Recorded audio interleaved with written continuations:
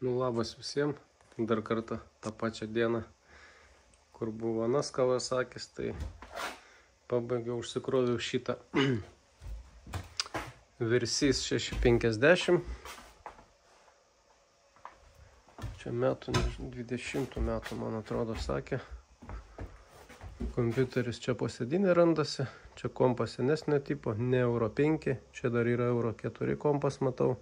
Dėl to, kad tokį patį Versys kuflešą dariau vakar, tai buvo Euro 5 visiškai kitoks kompas, jau naujesnis fiškės. Čia yra senesnis, matyti, iki 20 metų. Tai va, atrodo taip, irgi kelioninis toks. O ta vieta tokia kažkaip noris, kad tas ratas ten kažkaip eitų labiau, ne? Toks kaip buldogas pasipūtęs su kupra. Panašu į šitą, į multistradas man labai irgi. Tas bakas toks ir tie šonai. Tai va, koks reikalas sureguliuoti šitą mocą. Tai galimai čia 35 kW, neaišku dar. Žmogus sakė ant dokų Tram 5, gal ir važiuoja kaip Tram 5, bet nu ištestuosiu, matysiu, kiek čia jų yra. Uždėjo myvį išmetimą, titaninis tipo. Vienas, nu čia 2 cilindrai pa šitą motociklą, jau nežinau kaip jie čia gamino tą išmetimą. Lambda zondo vieta. Nu tokioj vietoje yra, čia paprasta zonda Kawasakio gal ir įsuks, nes jisai mažesnis yra, bet widebandą, kuris matuot skirtas, yra didesnis. Bandžiau, netelpa. Tai, nu kaip ir man čia ne problema. Pasidarysiu, ką man reikia. Čia yra dar paprastas trosas. Jokių šustrų elektronikų. Spidometras taip pat seno tipo. Čia taip nematau.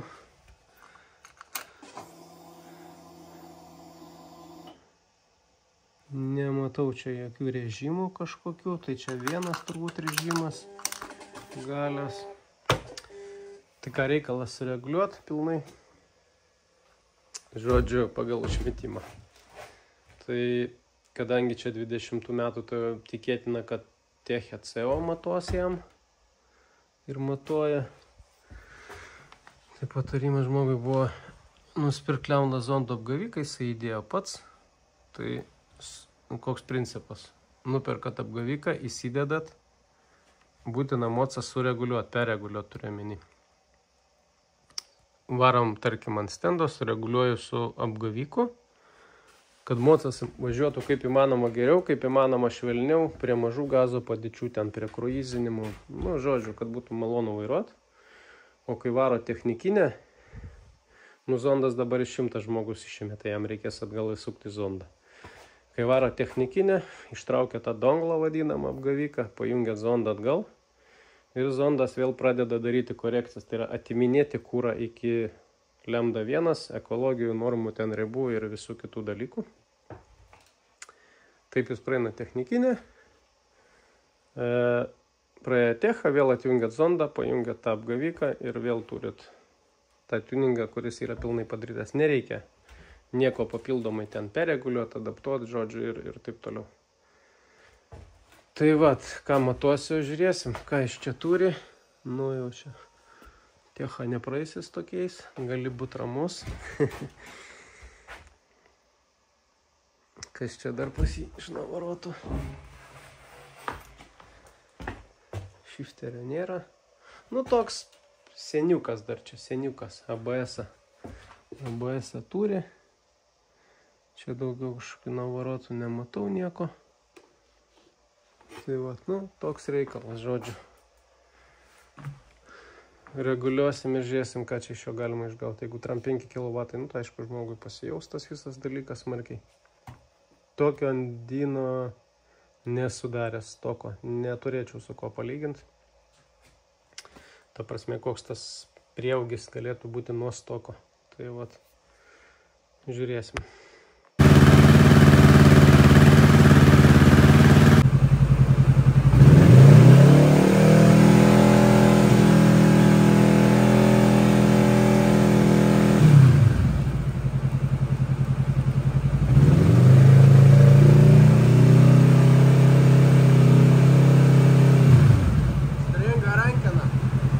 Testavau aparatą, pasirodo ne 35 kW čia.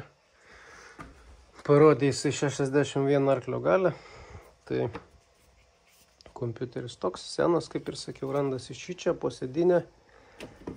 Išėmimas durnas. Žodžiu, kompas randasi taip po šitą vietą. Tai išėmimas du variantai. Nėra metalinio lanko, kitai būna Kawasaki metaliniam tokiam laikiklėje su varžtais be galvų, tai ten būtų dar daugiau reikalų. Tai ją maišo vat šitie šitie metalai. Jie yra vientisa konstrukcija su šita dalim. Ir jos atskirai nuimti neįmanoma, dėl to, kad jinai yra privirinta čia prie šitų reikalų. Galvau, gal kažkaip eis ten ištraukti ir taip toliau. Tai realiai norint išimti tą kompą, kaip pasakyti, tvarkingai, ne tai, kad netvarkingai, bet tvarkingiau, reikėtų išardyti visą šikną ir kompą ištraukti tada iš apačios.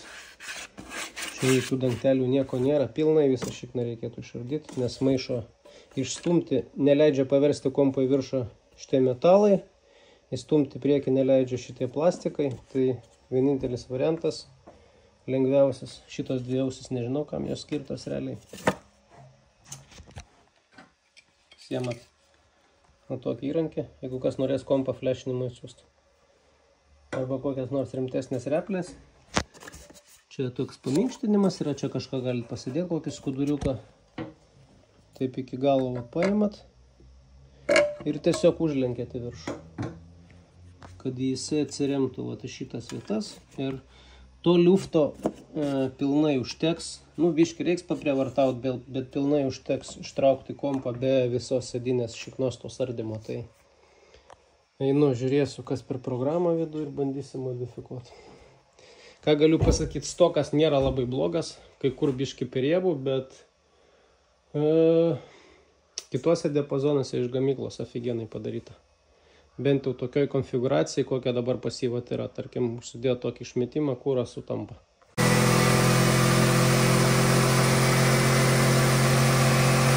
Veršiukas pabaigtas.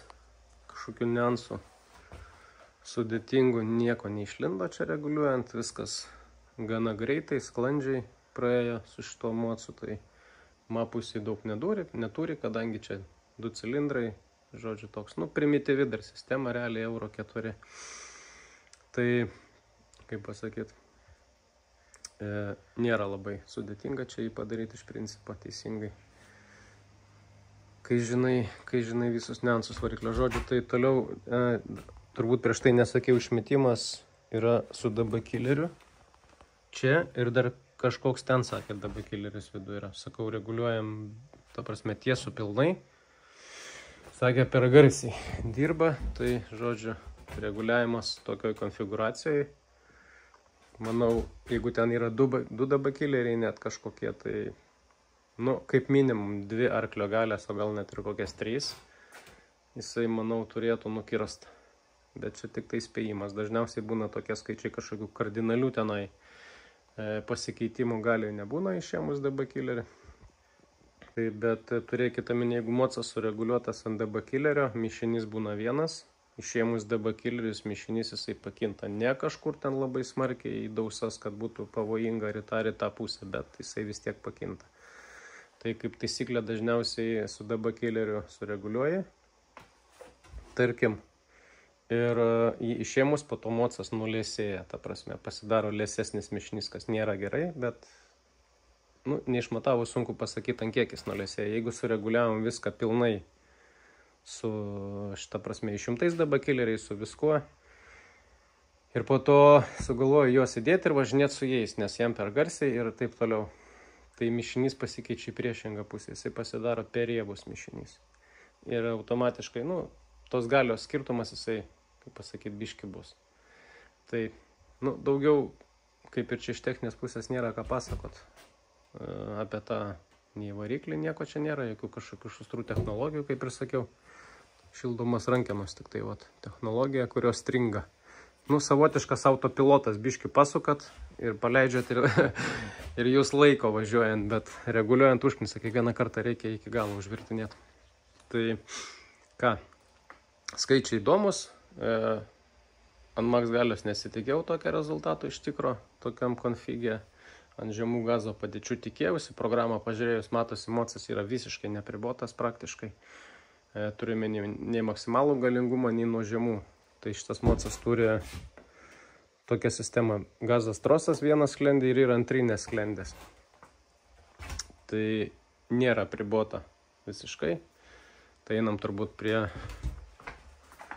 nuo mažiausių gazo padėčių.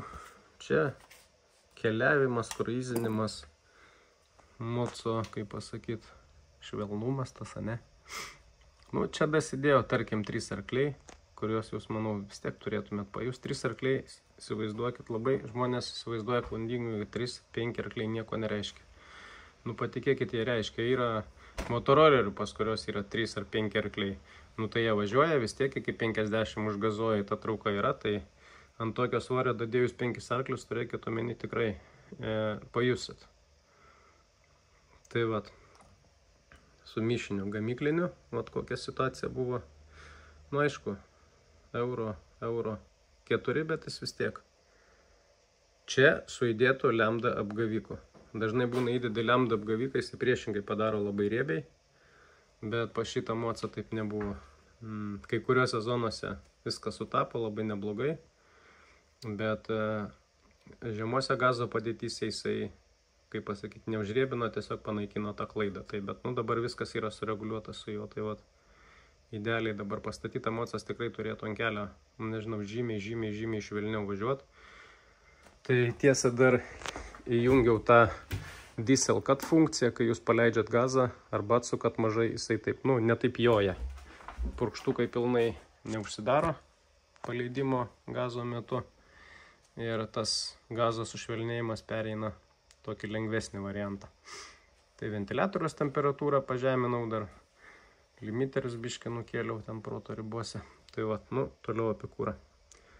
Tai vat, šitas dalykas tikrai ant moco tolygumo labai turėtų pasijausti. Arklių 3 taip pat. Čia labai mažos gazo padėtis, tokie kruizinimai, mikro pasukimai. Čia viena biškį iš aukštesnių gazo padėčių, nedideli taip pat gazo pasukimai, bet nepilnas gazas. Čia su kūru irgi analogiškai buvo. Per mažai kūro.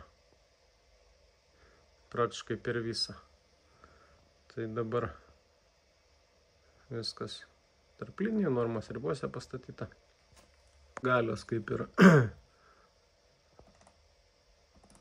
nėra, galima sakyti. 1, 2 AG. Čia midrange'as, vidutinis gazas.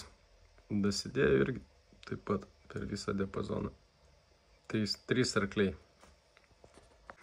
Tai su kūro vidutiniam diapazone buvo praktiškai iš visų gazo padėčių, vidutiniam diapazone buvo geriausiai gamyklinis kūras. Tai čia tik tai pradžioj buvo per liesą ir ant galo biškį. Nors ne, meluoju.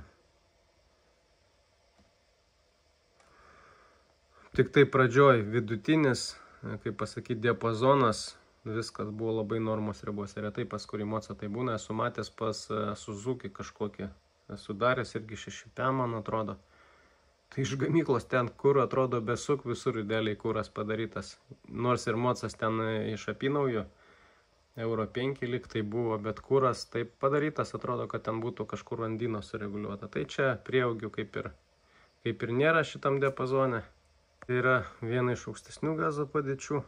Čia su kūru buvo irgi gana neblogai iki vidurio.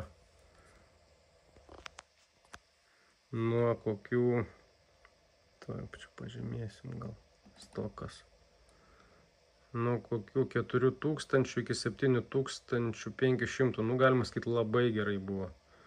O toliau jau pradėjau užpilinėti bereikalingai. Dabar vat yra išlyginta viskas taip. Nu, idealiau negali būti. Prieaugių čia kažkokių kaip ir nėra, irgi didelių, porą arklių. Ribotuvas toliau nukeltas šiek tiek. Nu ką, ir finalas, pats įdomiausias variantas. Nesitikėjau, kad čia su užglušintų išmetimu taip jam paeis padaryti, bet labai neblogai gavosi. 7 arkliai pikuose. Toj vietoj, kur buvo šiam, dabar šiam 8, ribotuvas toliau nukeltas, tai top speedas padidėjo. Čia bent jau apie, kiek čia, apie 26 bėgių bandžiau sukti ant speedometro, 2.20 ir daugiau ne, kaip atkirto liktai kaip ir, kaip pasakyti, ne fizinis ribotuvas, bet koks kaip būtų programiniai skaičiai, va tiesiog sustojo, kai būna ant motociklo 2.99, bet mocas važiuoja toliau. Tai toks variantas. Tai va, dar kur. Tai dar paskutinė korekcija liko. Gamykliškai buvo